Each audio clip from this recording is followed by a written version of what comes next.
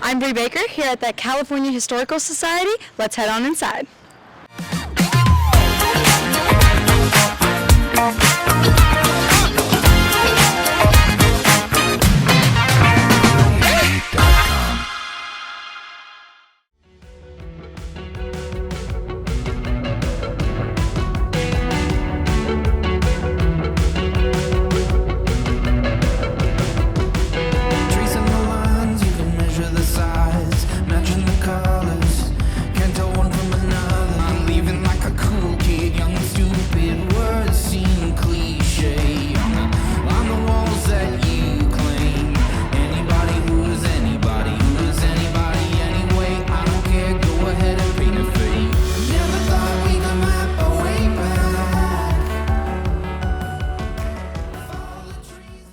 Can you take me back to the early days in California when the theaters first came about? Sure. What a lot of people don't know is the Hollywood Theater wasn't the first or the only theater in California. The first theater we have on record was in 1910s. It was called the Nickelodeon Theater. That was located around 151 Wood Street, but that burned down in the 1920s. In the 1920s, there was also the Rex Theater and the Capitol Theater, and also the Lyric Theater. So the 20s are really the time when all these theaters kind of came around. We actually have the sign from the Lyric here on our property, and it still works. In the 1929, the Grand Theater, which was located on Wood Street. And then we got the Hollywood Theater in 1938, which was labeled as the jewel of the Monongahela Valley. And it must have been the most grandiose of the theaters. It was very Art Deco, a large building for its time. It really was the key piece of the town. It really drew attention to itself. Had about 1,000 seats, just under rumored, because if it had any more than 999, it would have to be in the next tax bracket, so they tried to move the seats around. At the time, it cost $160,000, and like I said, it was very grandiose. It had balconies, bathrooms throughout the back, balconies, your own private bathroom. After the Hollywood Theater was shut down, there was an effort made to save the ticket booth. Here is where it sat for years, until it was just recently moved to be restored. The architect who built the Hollywood Theater was local town resident Alfred Harris, and the cost of the project was reported to be $150,000 to $160,000. The original owners were M. Goldman of Monongahela and his local partner James Redder, who was the operator of the Grand Theater. On the opening of the Hollywood, the Grand was closed.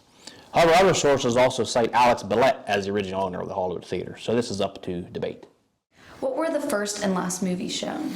Well, the first movie shown was Jesse James, and that starred Tyrone Power and Henry Fonda. And the final movie, which was shown sometime in the 70s, we believe, was called Straight Time, and that starred Dustin Hoffman. Other than movies, what else was shown at the theater?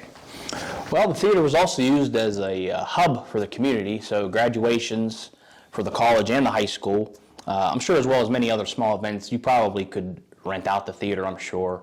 Again, it was before my time, so I don't know. But if anybody knows anybody who grew up during then, feel free to ask them and let us know here. Get more information, the better. But it also had a bowling alley underneath of it. And I do remember my grandparents and parents talking about the bowling alleys.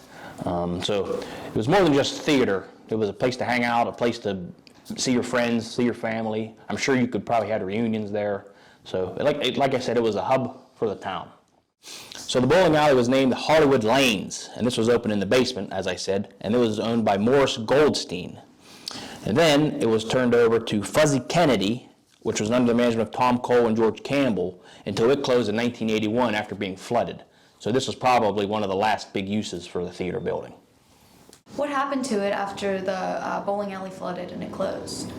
Well, after it flooded and the main building closed down, it sort of went into disrepair. Throughout the 80s and the 90s, it started showing its age. The pigeons took over the projection room. There was a home for thousands of pigeons, I'm told.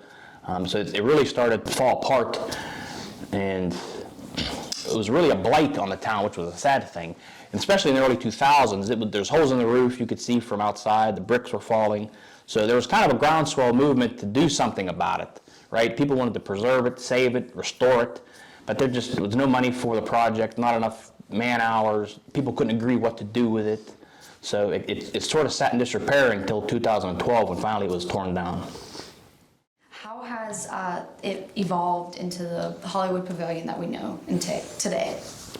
Well, after it was torn down in 2012, we saved the ticket booth, and it's currently trying to be restored. So we still do have that part of the theater. But in the site where it once stood, the borough and its leaders secured funding to erect the Hollywood Pavilion, as it's so aptly named, to, again, have a hub place for the townspeople. And we held numerous events there, and coincidentally enough, we have a movie projection screen there, so we still show movies about 4 or 5 times a year for children and families that come out and enjoy and watch with free popcorn and refreshments. So it's kind of a nice timeline of built in '39 and a hub of the town and beautiful, up through its demise and collapse and demolition to now being reborn as a site where you can still come and enjoy movies as your great-grandparents and grandparents did, and see your friends and family and whatnot.